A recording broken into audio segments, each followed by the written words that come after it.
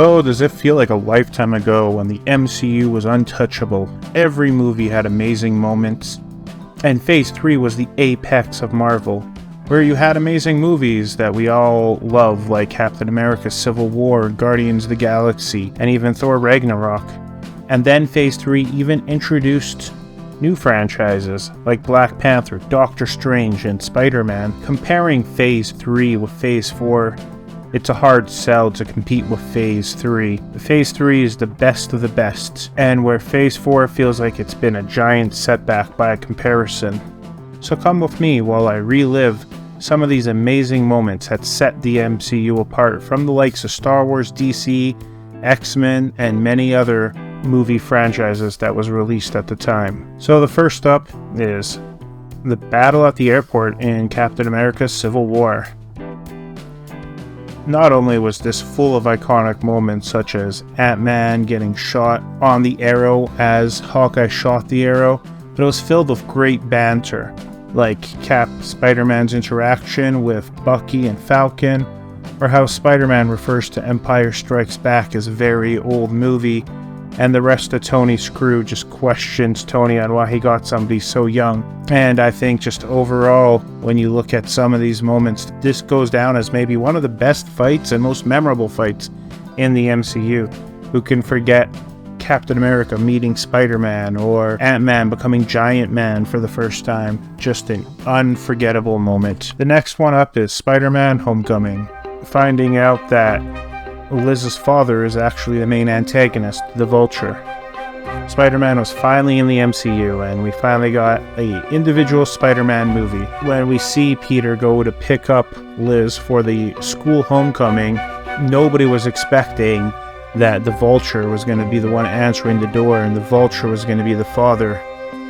This entire scene that ends up happening is just super suspenseful. The entire time, Peter's on the defensive, expecting the worst. But nothing's happening until they start driving to the party.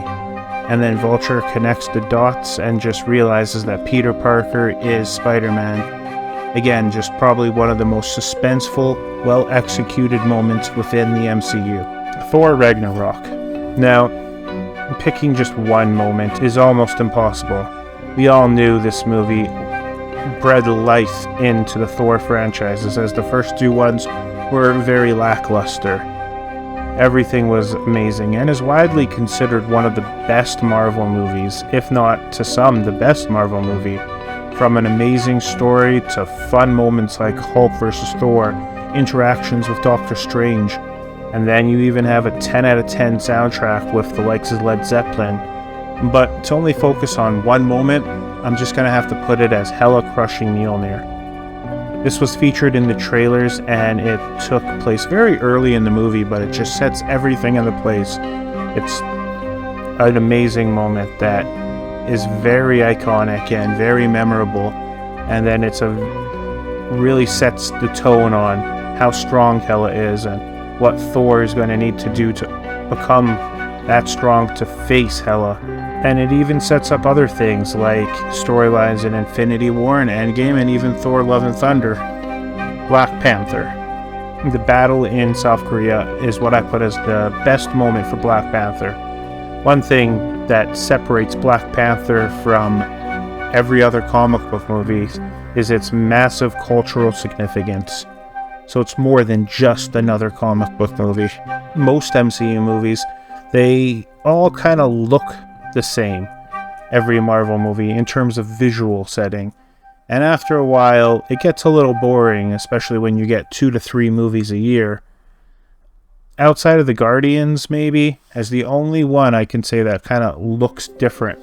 But Black Panther, to me, always stood out, mostly due to its visuals, the lighting, to how everything is shot, how beautiful and incredible Wakanda looks.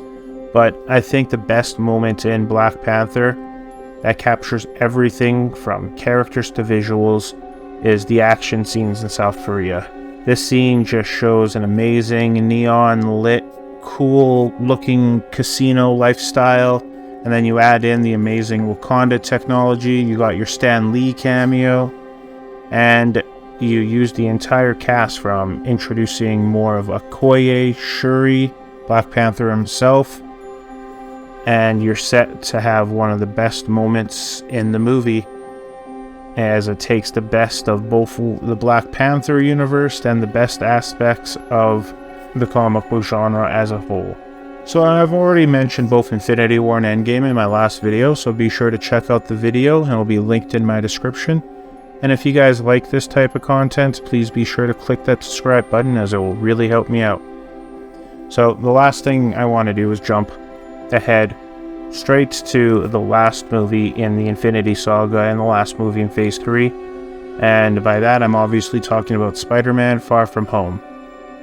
Now you have no more Cap, you have no more Iron Man. What is the world like after the blip? It's now 2023. Far From Home was definitely an amazing movie, and it was the perfect epilogue to the Infinity Saga.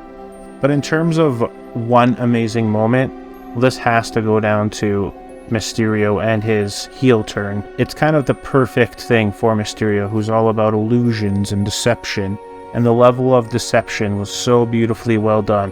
How he's building these machines to act as villains to convince everyone, including, well, not Nick Fury, but Telos, that he is a hero. And then he even convinced Peter that he should have the glasses that Tony left him. And even the backstory on how far back it dates, all the way dating back to Iron Man 1, as Mysterio was employed at Stark Industries. And might I say, how great of an acting job did Jake Gyllenhaal did when he was a bad guy pretending to be a good guy. Overall, just an amazing moment. Well, if you guys like this video, please be sure to subscribe, and I'll check you guys in the next video.